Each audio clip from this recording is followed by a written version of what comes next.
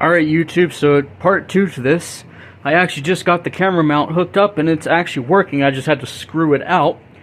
And to do that I'm going to use my bagpipe practice chanter, and we're going to present this like a Scottish burn supper. So I'm going to adjust my tapes a little bit. Here we go.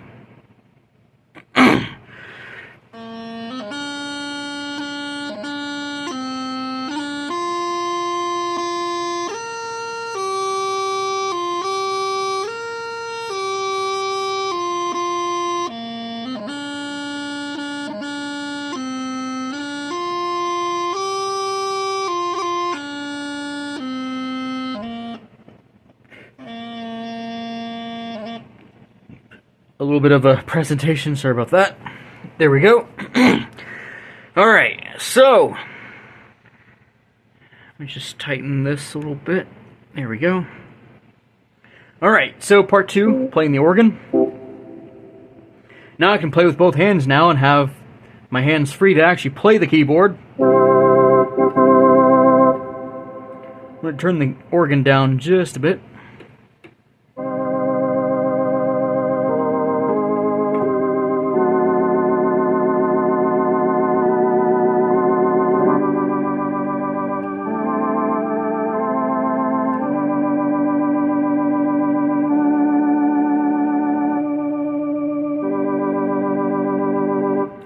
And actually using the sustain pedal like you would do on a piano.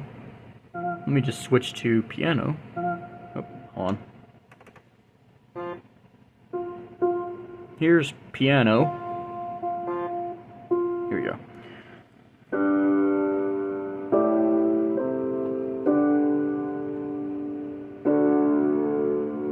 Now, of course, piano, on an organ, you're going to have multiple keyboards that you're going to be playing, so you really wouldn't need a sustain pedal, but if you want to actually play an organ on here, you actually can use the sustain pedal.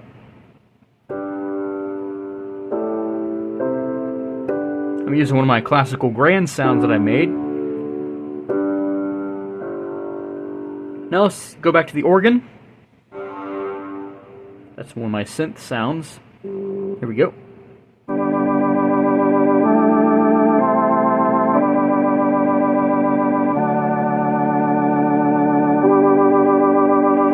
Now it's better to play the keys first and then press the sustain pedal. It's much different than on a piano, because on an organ you don't want to play like this.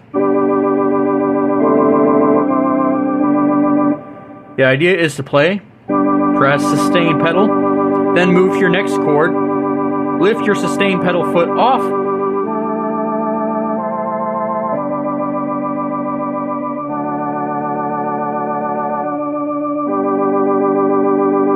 Now, that last chord, you can actually press the sustain pedal or just leave your foot off of it.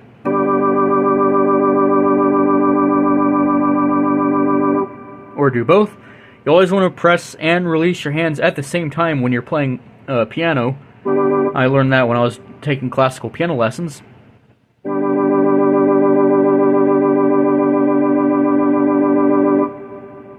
Alright, let's play the Rowan Tree.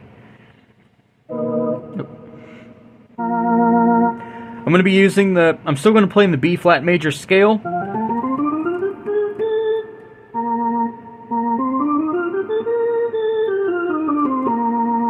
But I'm also going to be using the Great Highland Bagpipe scale, or the Scottish scale, and that's going to involve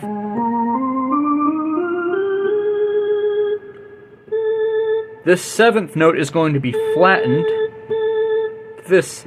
And that's what Scottish bagpipers normally play. Alright, here we go.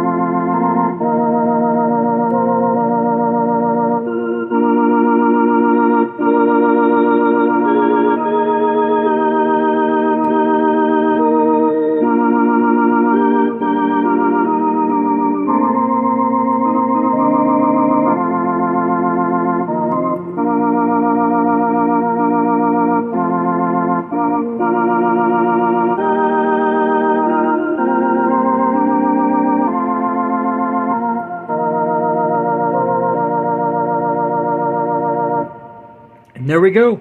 If you like what you see here, please subscribe to the channel for more videos. I'm actually going to start using this now that I think about it when I start doing keyboard videos, especially when I'm using the Roll and Go keys and the Korg Kross together.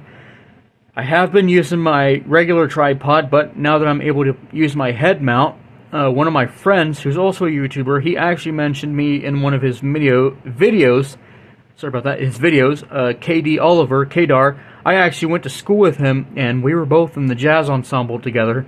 He was the one that actually, if y'all haven't seen his video, he showed my keyboard. I let him use my keyboard for a video. The Korg, by the way.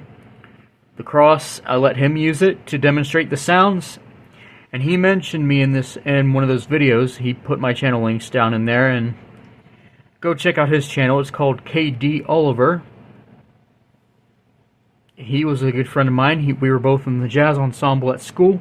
When I was in Virginia, I was still making videos there. And now here I am in California and making videos now, and it's still awesome. The next video I might actually make are what are the best colors for studio lighting, so be sure to stay tuned for that. I'll be putting that video out sometime soon. Alright, thanks for watching, and there will be more videos coming soon.